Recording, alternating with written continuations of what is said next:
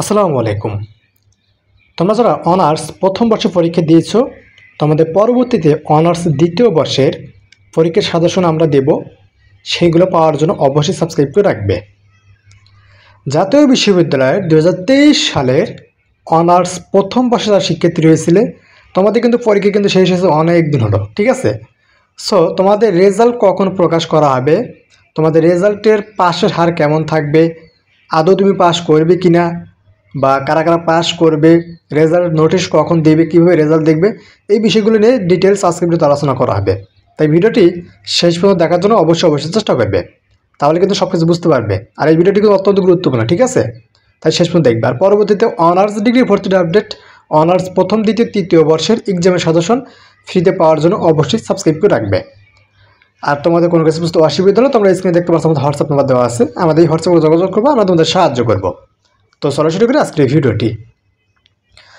তো তোমাদের এখানে এই যে অনার্স প্রথম বর্ষের রেজাল্ট, এটা নিয়ে কিন্তু বিভিন্ন সোশ্যাল মিডিয়া লাইক তোমাদের ফেসবুক বা বিভিন্ন সোশ্যাল মিডিয়াতে কিন্তু অনেক ধরনের গুজব ছড়ানো হচ্ছে যে তোমাদের রেজাল্ট আগামী মার্চ মাসের 20 তারিখের পর প্রকাশ করা হবে, বা মার্চ মাসের 16 তারিখে প্রকাশ করা হবে, এটা করা হবে, এটা করা হবে, অনেক ধরনের অনেক কিছু বলা হচ্ছে, ঠিক আছে?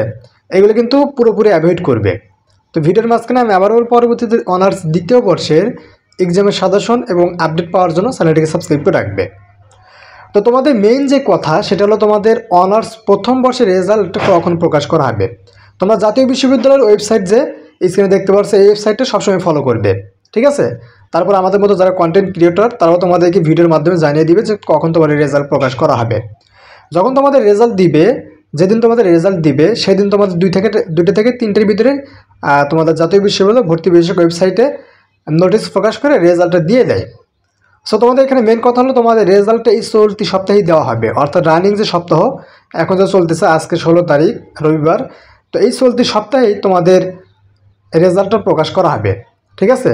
আর তোমাদের যদি এই চলতি সপ্তাহে রেজাল্ট প্রকাশ না করা হয়, তাহলে তোমরা 100% শিওর থাকবে তোমরা আগামী সপ্তাহে তোমরা রেজাল্ট পেয়ে যাবে, ঠিক আছে?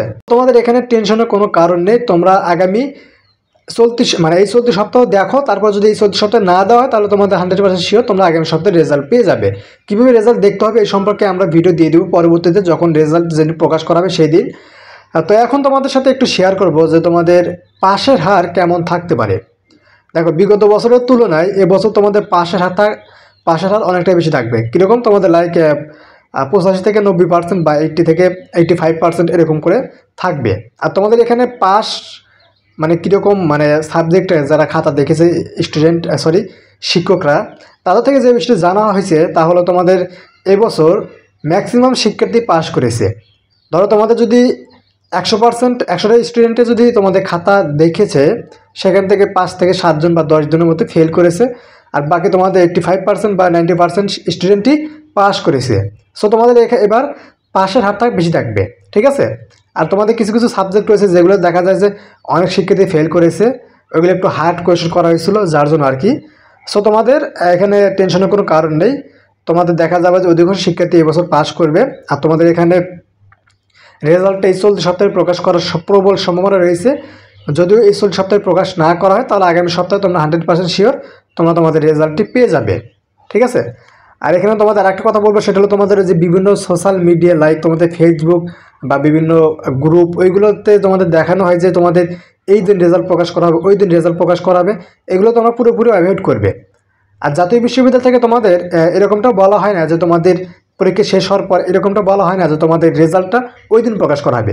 কারণ ওই দিনের কথা বলে দিলে কীরকম হয়, তোমাদের অনেক স্টুডেন্ট দেখা যায় যে সব কিছু বাদ দিয়ে সেই দিনের রেজাল্টের অপেক্ষায় থাকে, কখন রেজাল্ট প্রকাশ করে বারবার সার্ভার চেক করে, বারবার ওয়েবসাইট চেক করে, এরকম করতে করতে দেখা যায় মেন্টালি প্রেশারে পড়ে যায়, ঠিক আছে? অনেক শিক্ষার্থী কিন্তু দেখা যায় অসুস্থতায় ভোগে, অনেক প্রবলেম হয়, যার জন্য জাতীয় বিশ্ববিদ্যালয় থেকে কখনোই বলে দেয় না যে তোমাদের ওই দিন রেজাল্ট প্রকাশ করা হবে। আর এটাও বলে না, কারণ এখানে তোমাদের আর একটা রিজন রয়েছে, কারণ তোমাদের অনার্সে কিন্তু 4 থেকে 4.5 লক্ষ স্টুডেন্ট।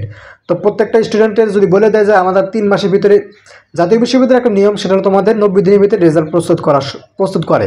সো তারা যদি বলে যায় যে 90 দিন পরে তোমাদের রেজাল্ট প্রকাশ করবে, এরকমটা যদি বলে, ধরো তোমাদের ওখানে 4 থেকে 4.5 লাখ স্টুডেন্ট, সো তোমাদের যদি দেখা যায় যে 90 দিনের ভিতরে রেজাল্ট প্রকাশ করতে না পারো, তাহলে কি জাতীয় বিশ্ববিদ্যালয় একটা দুর্নাম না? সো জাতীয় বিশ্ববিদ্যালয় থেকে কখনোই এরকমটা বলা হয় না। শুধু তারা বলে যে তোমাদের 3 মাসের ভিতরে রেজাল্ট প্রকাশ করে দিবে।